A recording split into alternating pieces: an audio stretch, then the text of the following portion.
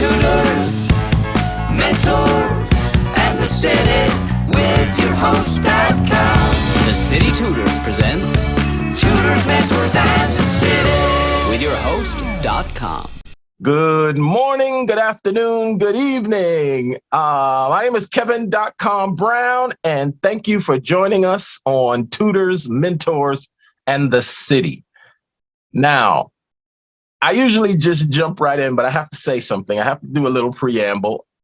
I'm a Black Studies scholar. I'm getting to a point of confidence where I'm starting to call myself a Black Studies scholar. I have my bachelor's degree in Black Studies from City College. And our guest, you can see the beautiful backdrop she has on the call. That's my school, our school. And this woman here, this is my first time meeting her, but she is a giant in the community that I just reacquainted with. And I'm so excited that she was able to join us today. Please help me in welcoming Dr. Vanessa K. Valdes. Give it up for her. Yay! Good morning. Hello there. Hi, how are you? I am doing well. I'm doing well. So first, my first question, what do I call you? Do I call you doctor? Do I call you Vanessa? What do I call you? Miss Valdes? What do I call you? You can call me Vanessa. Okay. Well, thank you. I appreciate that. Yeah. So, Vanessa, how are you today? I'm fantastic. I'm very excited to talk to you again. As you were, introducing me, the legends that is Kevin.com Brown. I mean, I've heard your name around these parts for at least the last 2 years. So it is a real pleasure to be speaking with you. Well, thank you. So before I jump into the connection we have, I'm going to ask you a question for the sake of our viewers, right? As people know, in my career journey, I've had some success. I've had some pretty good success being a kid from the projects in the Bronx, getting on a hit TV show and all that kind of stuff. And I've worked with like the top of the food chain as far as Hollywood goes, like the A-list, the triple A-list, the double A-list, or the highest list, the highest heights in television and in movies. And then I come back to my school and get myself a bachelor's degree in Black Studies. And I suggested this idea to the executive director of City Tutors saying, how about we do a podcast where I interview the real people, the real frontline heroes in our communities, right? I come from a world where we celebrate the singers and the funny writers and the funny comedians and the people that run fast and jump high. But the real people are the people that everybody doesn't know their name. They're not on the cover of magazines. They're not, endorsed $1 million endorsements. Yeah. And that being said, from the perspective of these interviews, I like to get to know, and I'm going to ask some questions that I may already know the answer to, but I'm going to be asking and getting to know you the same time our audience is. Yeah. Okay. Now, that being said, Dr. Vanessa K. Valdes, who are you? Who am I?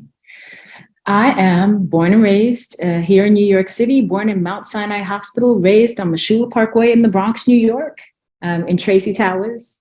Spent the first 17 years of my life here in New York City. Love reading, was always a student because I loved reading, quite frankly.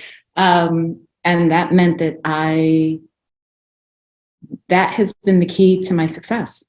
It got me into great schools, went to Yale for undergrad, first in my family to go to college, graduate from college. Had a similar moment of discovery with regards to ethnic studies that changed my life, which we could talk about in a second.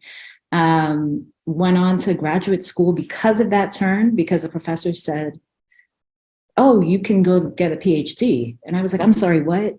Who's doing that? and I was in Connecticut at the time. And I was like, yeah, I need to go back to New York. Like, what are we talking about? That he was a professor from Vanderbilt University in Nashville. And so for whatever reason, I trusted this man and applied to this school and got in. And then spent 7 years in Nashville, came back to New York because City College had a job that hit specifically what I did, and have been at City College since 2007. And then our paths kind of missed because I was a professor here, got to be the Black Studies Director in 2019. In 2021, I get tapped to lead the Macaulay Honors College, summer of 21, which is how I missed you. And did that for a year, and now have returned to City College as an associate provost for community engagement.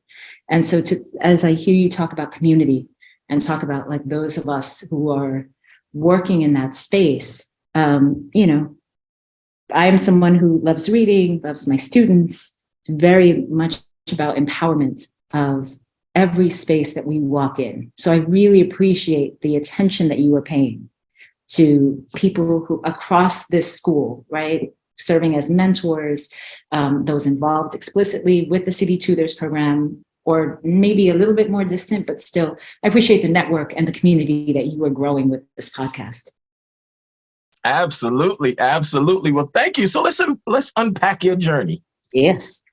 I'm born and raised in the Bronx, so I'm familiar with Mashula Parkway, however you say it. I remember when Tracy Towers was the thing. I don't know if it was just being built, but I remember people are starting to move there, and I remember some family members moving there decades ago.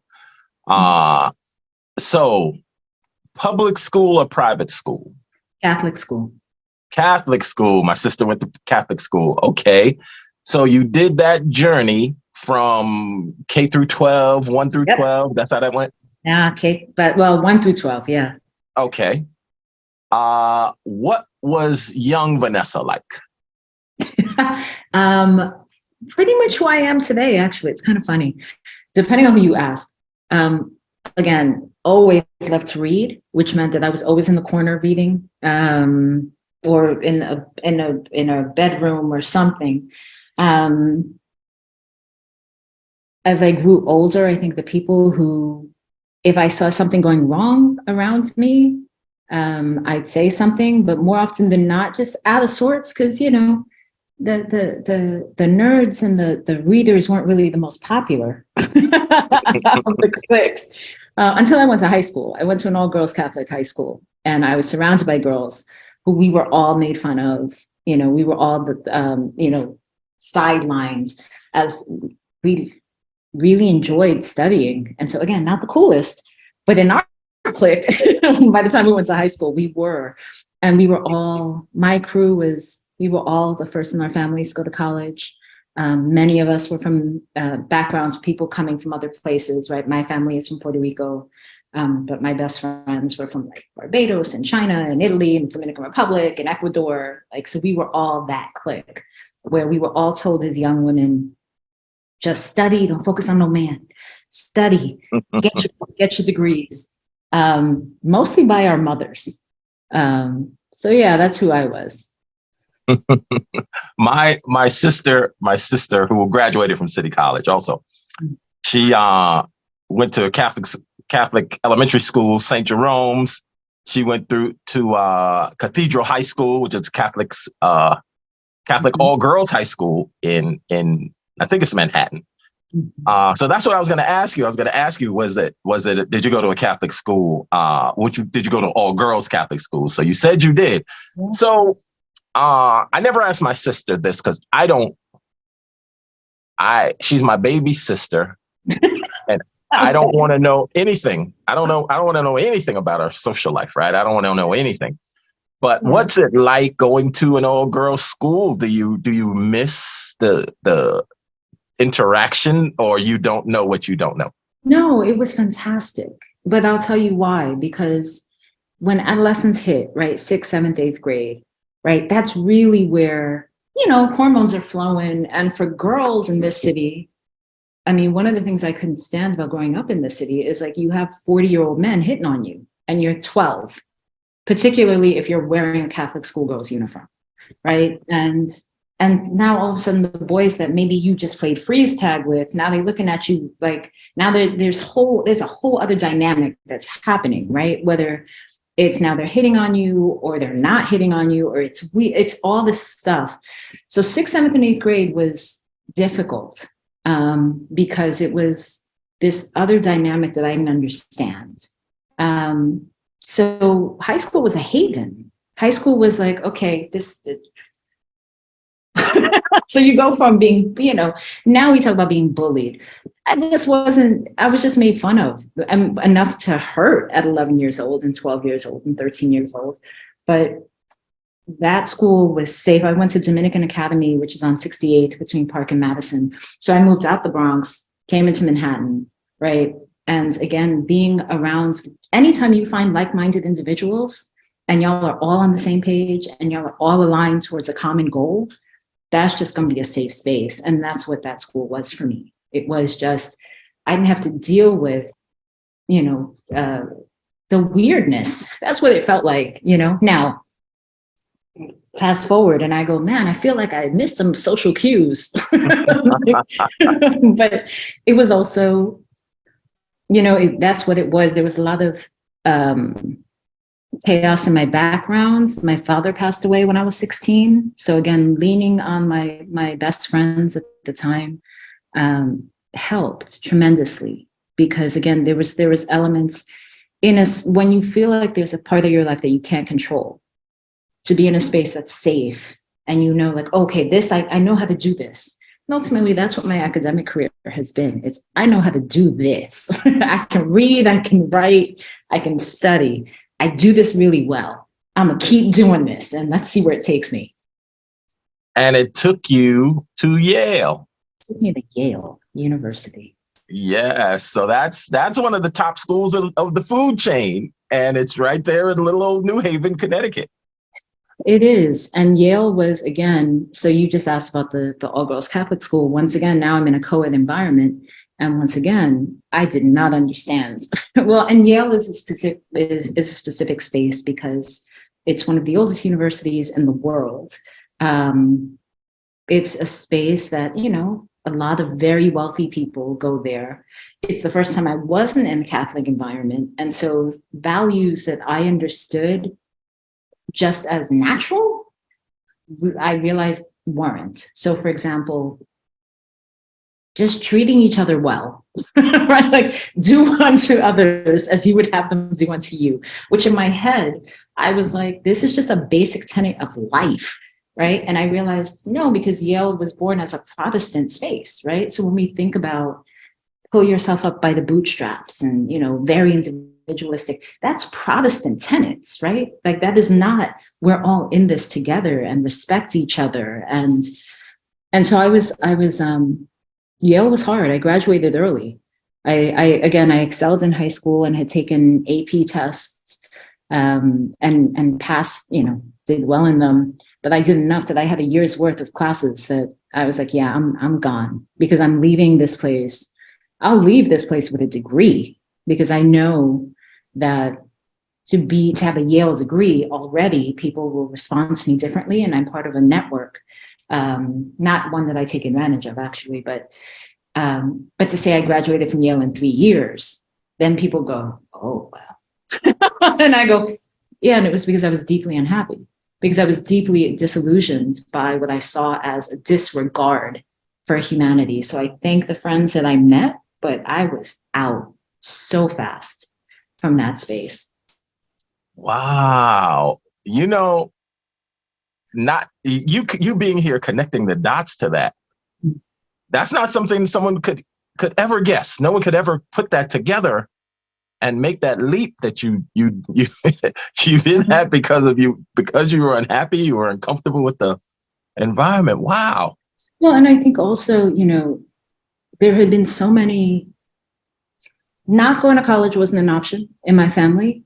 Not graduating from college wasn't an option, right? So at the end of my first year, and this is what I tell students, particularly, like that idea of like, is it supposed to be this uncomfortable? Yeah. Particularly those who go away, right? It's because you're away from home, you're away from your family. It takes some time. But even at 17 years old, I knew these are not the best years of my life. That is a lie. You know, you hear people like, oh, my college years. At 17, I knew, nope, this ain't it. I know it's going to be this. And also I knew that I would have to put in place strategies to be able to get out. And so with a degree. And so at the end of my first year, I thought about transferring, but I missed the transfer deadline to schools in Columbia. So I said, all right, what do I have to do to get through this? And I realized, oh, prayer is a really big part of my life. Again, I took it for granted when I was in Catholic school. Like, you open the school day and you're praying, you end the school day and you're praying, right? So I hadn't thought about it. I was in choir when I was in school, in both elementary and high school. So I joined gospel choir at Yale, where I could pray and sing and go, Lord God, please, let me get out of here. I didn't realize how very vital that was to me. I didn't really realize how deeply important my spirituality was, that would, as a source of support. And then I had a cast of characters, my friends. Again, all of us had been rejected by the supposed groups, right? So I wasn't Puerto Rican enough. My friends weren't Chicana enough, Mexican American enough, African American enough, none of us, right? So we just linked up and many of us started a journal talking about issues of race and ethnicity. And that's what got me through, was, okay, here's what I enjoy. Let me focus on this. And then I, again, excel at studies. So I didn't have a 4.0 because I thought the prize was getting into Yale. I didn't realize people got 4.0s at Yale. I thought that was unattainable until my second year when I started getting A's. And I was like, oh, okay. Because the disconnect was so huge. I mean, I cannot stress enough. I think about now there's more discourse around being a first generation college student and the supports that students need, right? But to be in a space where you're completely disoriented and you're like, I don't, where do I go to? And like many of the students I see, right, I didn't know what an office hour was when I went to college. I didn't know I was supposed to develop relationships with with my professors. You give me the syllabus, I do the work. That's it. Like, what is there to talk about? And so it's when I now, as a professor, when I speak to my colleagues and I talk about, here was my experience, right? Don't assume that your students can't have this knowledge. It's that they don't know it. They weren't grown, they didn't grow up. Perhaps many of our students at City College, didn't grow up going to the Metropolitan Museum of Art, don't know about opera, don't know about certain cultural things that you go, oh yeah, sure, of course they do. No, they don't, because we grew up in New York. So many of us don't partake in those spaces because we feel unwelcome and we feel like we don't know that we can go there. So all of that happens at Yale. And then my last year, my third year, my penultimate semester, and this is where you and I, we really click up. I took 2 classes that changed my life. And one was Latino literature and one was Afro-Hispanic literature. So Latino literature, books, novels, poems written by people whose families came from Cuba, Puerto Rico, Mexico, but they're writing in English, right? And they're going, where's home? And what is this? Do I belong there? Do I belong here? I don't speak Spanish well. Like, what's my real identity? Do I belong? Where do I belong? First time I had seen myself, my family, my experiences in literature. And I've said repeatedly, I loved reading. So I was deeply offended at 19 years old, offended at the erasure, right? Offended that, why am I 19 and just learning this, right? When I could have been, I had under my belt Shakespeare and Milton and Chaucer and also Toni Morrison and Ralph Ellison, Richard Wright and the giants of African-American literature. And here's this other body of literature that deeply offended me.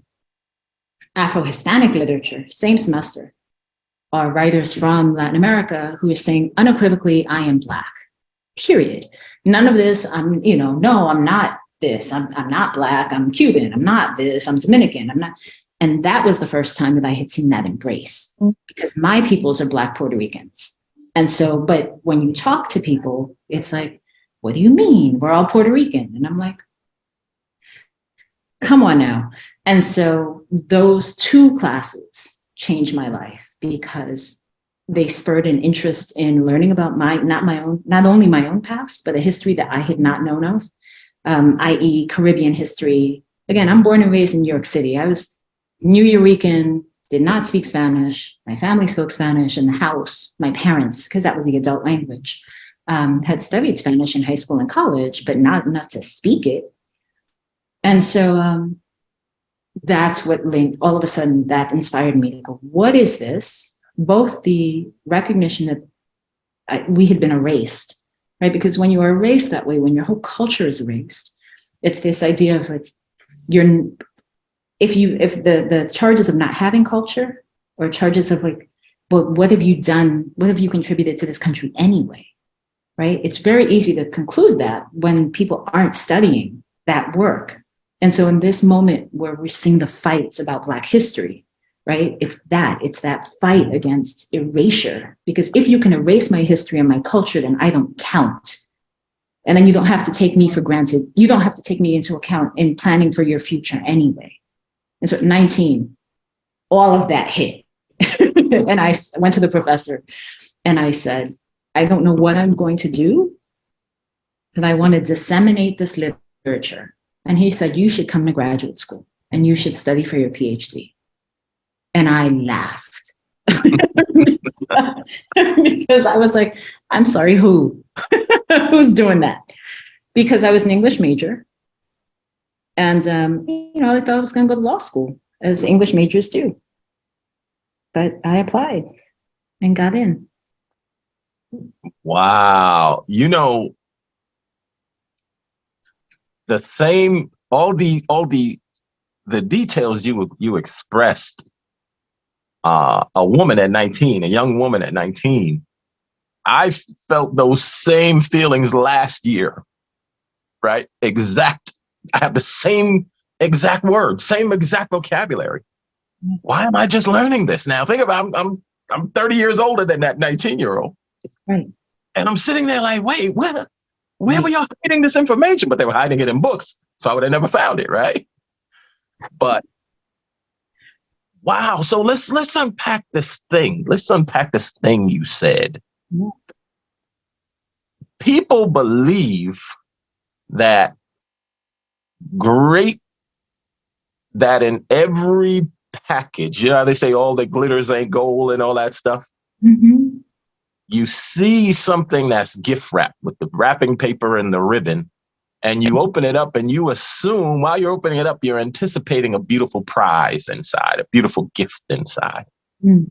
But you took a feeling of discomfort. You took a feeling of anxiety or emotion, and you turned it into a positive. You turned it into a beautiful gift, but it wasn't coming from a beautiful place. No, it was coming from rage. It was coming from indignation at 19. It really was like, I was so deeply offended. And didn't know how I was going to make a difference, didn't know how I was going to make a change, had no idea that I would go on to do what I've done, i.e. teach and write books and give interviews and talk about things. But I just, I think about prayer comes in lots of forms, and I think sometimes we think of like people getting on their knees or, getting and being beside their beds or going to church or going to mosque or going to temple. Prayer sometimes is that, right? It's this like, sometimes you release a thought that's like, what is this? And I need to fix it. And sometimes it's not even in the words, right? But it's that pure emotion that goes up to the universe. And, that 19-year-old self, I still think about her. I still write to her because that sense of, at the same time, the other half of that was the sense of discovery, the sense of like, who are these? What do you mean? Who are these writers? Who are these artists? What is this history? And knowing that there's so much more always to learn, right? And once you kick into it, when I am speaking to students, I think the most important thing to have, aside from like technical ability, right? You have to be able to write and, you know, make arguments and do all the things, is curiosity, right? Is, do you want to keep learning? Because that'll carry you like for your life. And that has nothing to do with degrees, right? But if you pay attention to the spark, because that's what that was. Again, I was an English major. I was like, I didn't know what I was going to be with an English major, but I was like, I'll figure, you know, something happens, I'll figure it out, you know? And again, I really did think, man, I'll go to law school because again, lawyer, doctor, right? Like when you're on that path of what is legible for your community, right? To go, and that's for lots of communities, right? I've heard later on people go engineer. I was like, who knew about engineers? No, many of our lawyer, doctor, that's it. For your parents or for your family to go, oh, you're a success. So I figured, oh, I'd be a lawyer. And it was, thankfully, my family did not pressure me. Otherwise, like I wouldn't be an English major. They just wanted me to be happy. And I think they trusted that I'd follow my path, I'd find it.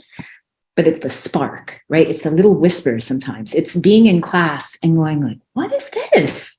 And even if that has nothing to do with what you thought you were going to do, right? Like, it's just like, follow that. Because it'll, you know, the journey will show up. And for me, I describe it as every step forward I took, the path forward showed itself. But yeah, I had no idea what I was going to do or I just knew, what is this? And why don't I know it? Okay, so you get invited to a PhD program. Where did you say it was? Vanderbilt University. And what state is that?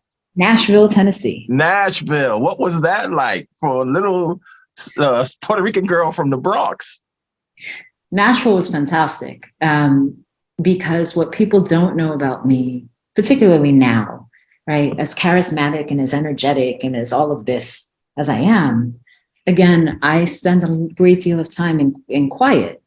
For years, I thought of myself as shy. I think more of an introvert, right? Like I need quiet to recharge. That's what Nashville was at the time. So I was in Nashville. I moved to Nashville in 1999. I was there till 2007. It was a quieter town. So it wasn't, you know, Taylor Swift hadn't moved there, or Nicole Kidman, or any. You had country, but it was, I think, maybe about 200,000 people. And the folks that I was surrounded by as students, many of them had come from the surrounding states, and Nashville was the biggest city they had been in because they were the capital. It is the capital of Tennessee.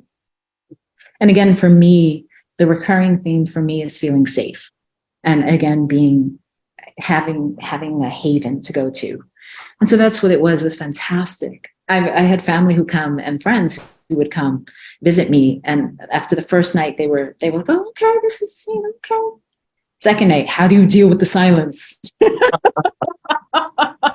There's no move, there's no cop cars, you don't hear sirens. And I loved it. I can't tell you how much time I've spent in a library over all these years. And so I think people are very surprised to know that about me.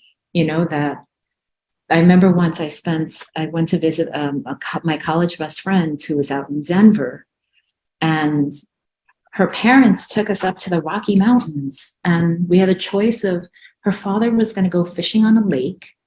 Her mom was going to go antiquing. My Chicana best friend, P.S., whose family had been in Mexico. I mean, had been in Colorado for like generations when it was like Mexico. That's how long her family had been there. And I chose to stay with her father. And she was like, this is boring, whatever. And I was like, when is my New Eurekan self going to be in the Rocky Mountains on a lake, seeing hawks and eagles, fishing? Are you kidding? Like, that's, you know, and so, yeah, I loved being in spaces, again, where people don't expect us, right? And so when I was in Nashville, you know, in Nashville, Tennessee at the time, there wasn't a huge Hispanic population, right? Latino population. While I was there, they had a huge influx of, as the whole South did, of particularly Mexican families, laborers, right? Workers come. But when I was there, you know, guess what? People looked at me and not knowing my name, they said, oh, okay, you're a Black woman. And I go, yep, racially I am. Like, that's what I know where I come from. I know who my family are. And again, it was funny. I remember a friend going, oh, how was that for you? I write Black history. Like, I write about Black peoples in Latin America and the Caribbean and in the US. That's what I wound up doing. I'm like, this was not a conflict for me. How is it for you? Like, are you okay? So yeah, I loved it. I love Nashville. Vanderbilt was difficult, but Vanderbilt was difficult again in the same way that Vanderbilt was Yale 2.0. In that if the Ivy League up north is Yale and Harvard, Princeton and Columbia, down south it's Duke and Emory and Vanderbilt. And but I had already been through that. So here I am. I'm the youngest in my PhD cohort. I was 20 years old. I don't speak Spanish. I'm in a Spanish and Portuguese program. All classes are offered in Spanish and Portuguese. I don't speak these languages. So again, I was doggy paddling the whole way. Just, woo, let me just try. But again, between the mentors who helped me, people who believed in me, like when I talk to students in particular, when I talk to people, I said, you know what, sometimes people see more in you than you see in yourself. And sometimes you're so focused on your fear and your anxiety, and I don't know how I'm going to do this. And somebody's coming and saying, you can do this. And what I say is lower the volume on your fear, right? Not you shouldn't be afraid, because that's unrealistic, but just lower the volume. It could still be there.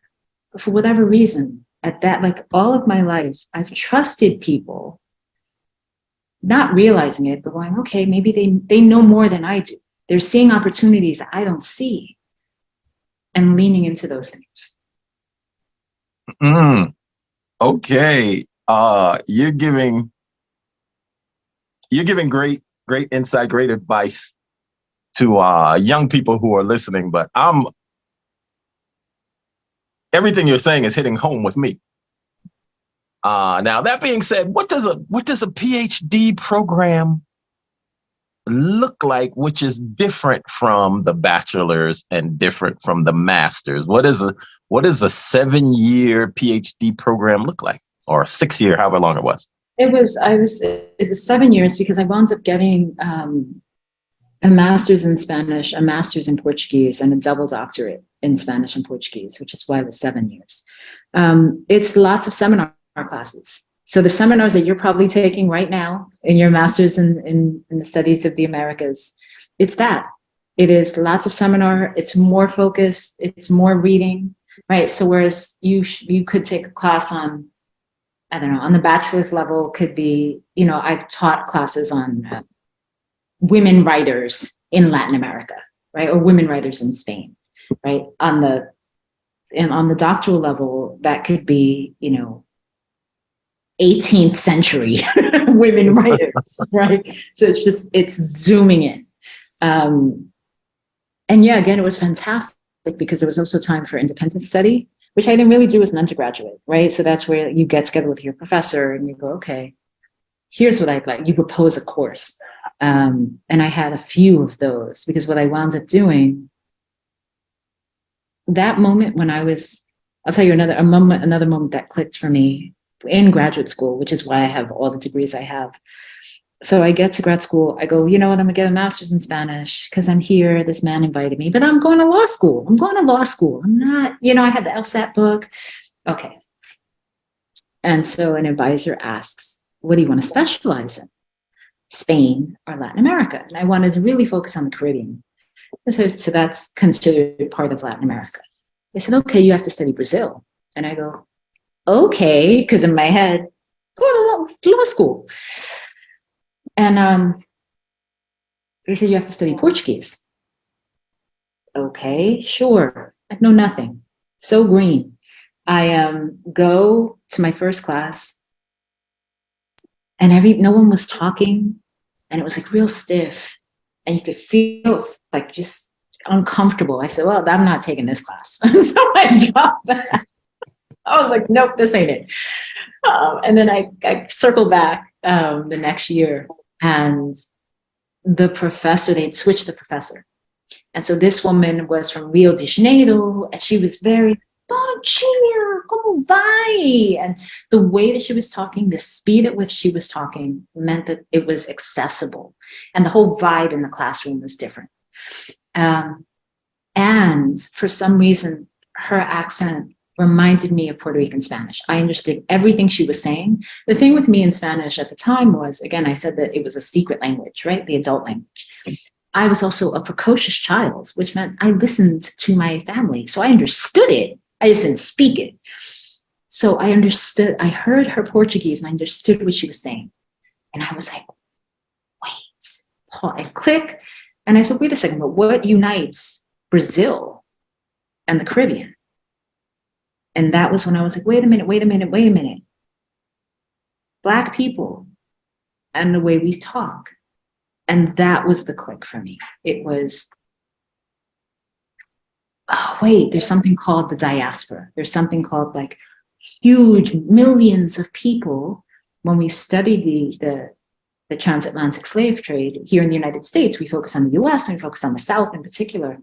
The vast majority of those 6 million souls went to Latin America and the Caribbean.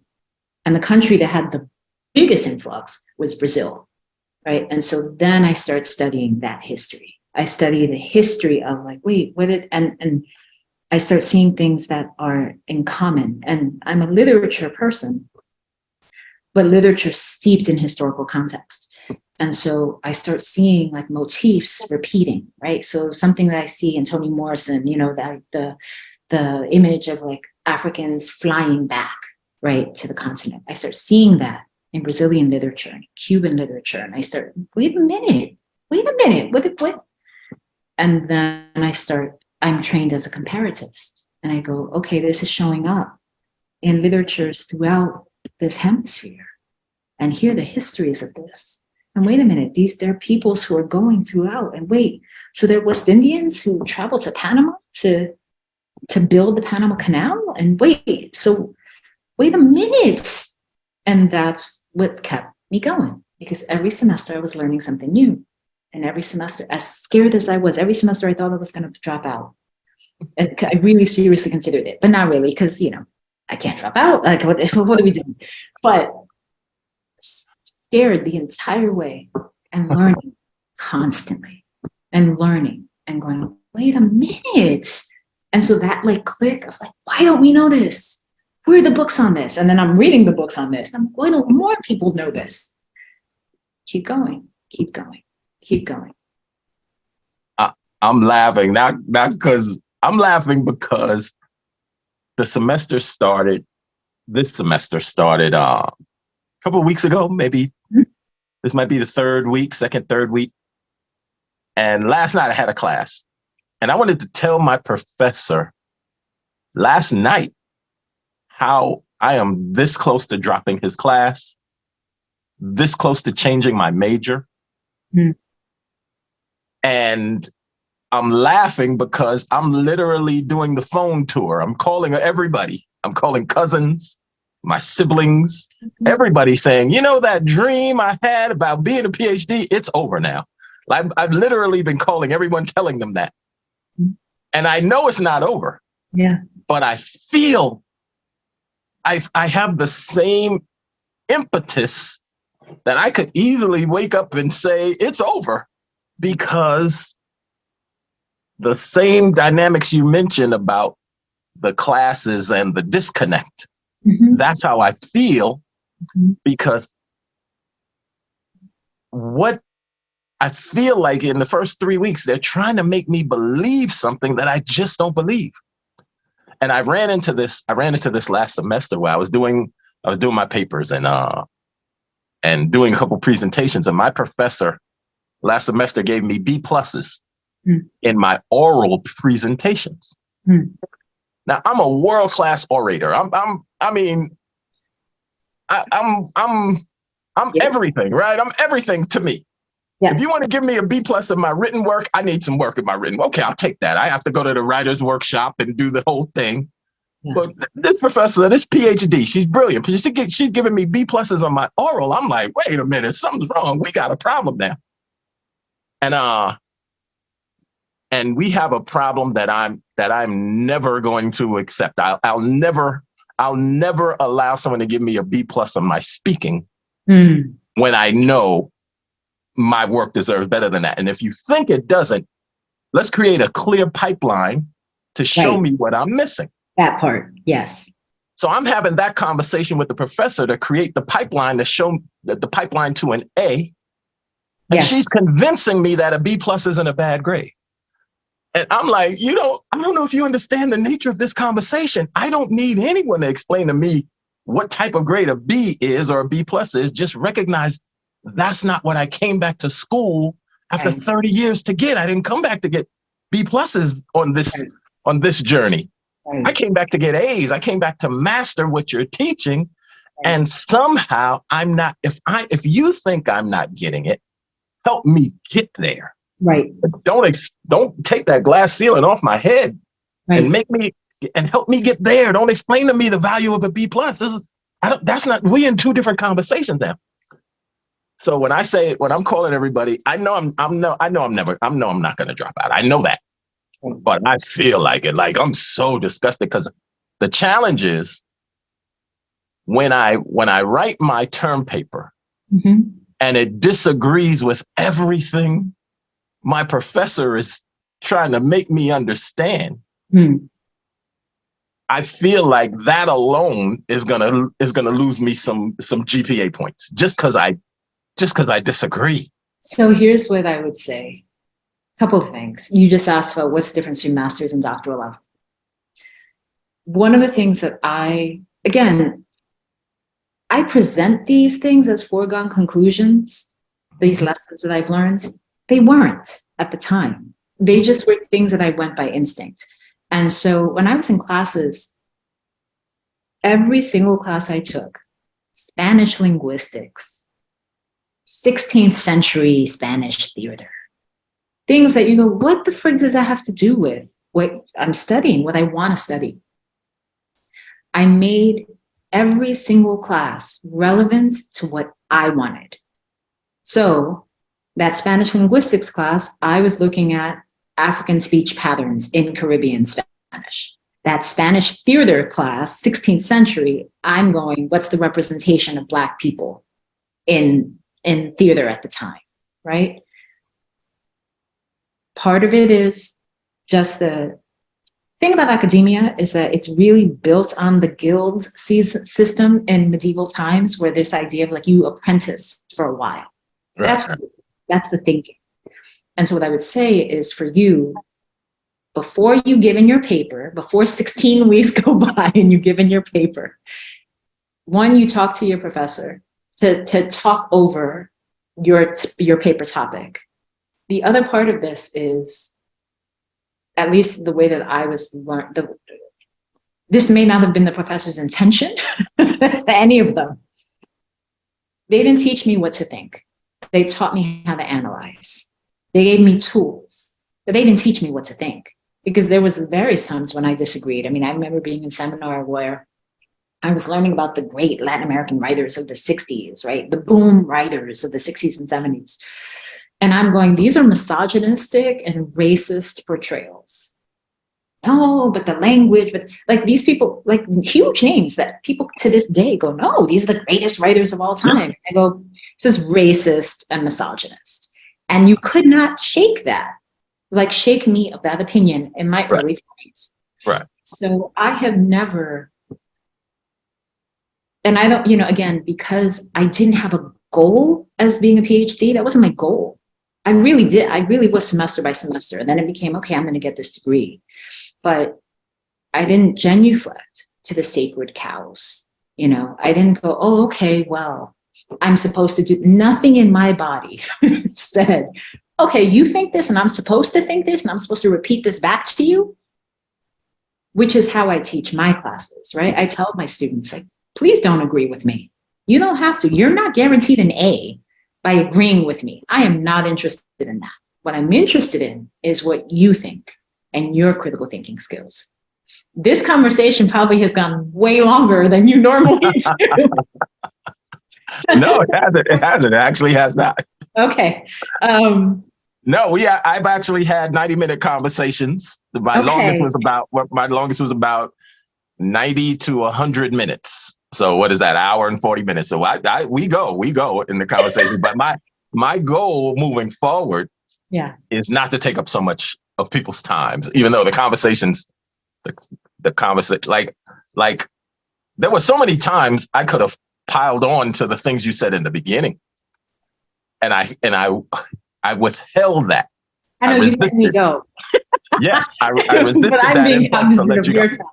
I resisted that impulse to let you say what was on your mind. And but I'm gonna require a part two. I'm gonna require a part two conversation with you. But no, so let's get back. Let's get some bullet points out. Okay. All right. So accomplished, esteemed, impressive, all that stuff. Yeah. What's the best advice you have to offer to a young person? Oof. That it is absolutely understandable to be scared. And that it's absolutely understandable to not know where you're going, right? We're in a moment where so many of our young people think that they're supposed to know, right? And that they're supposed to get a degree, to go get a job, and that's it. And the uncertainty and the anxiety that comes from, I don't know, right? Or, okay, well, I'm supposed to be a doctor, so I have to do this. And then they take their bio classes or chemistry and they're not doing so well, right? So they're ignoring, many times we see our students who their families are putting pressure and they're like, I got to get a job. And that's causing so much stress. And so it's okay to not know. It's okay to think, what you were doing at 18 may not be what you're doing at 50 years old. It's okay. Particularly now.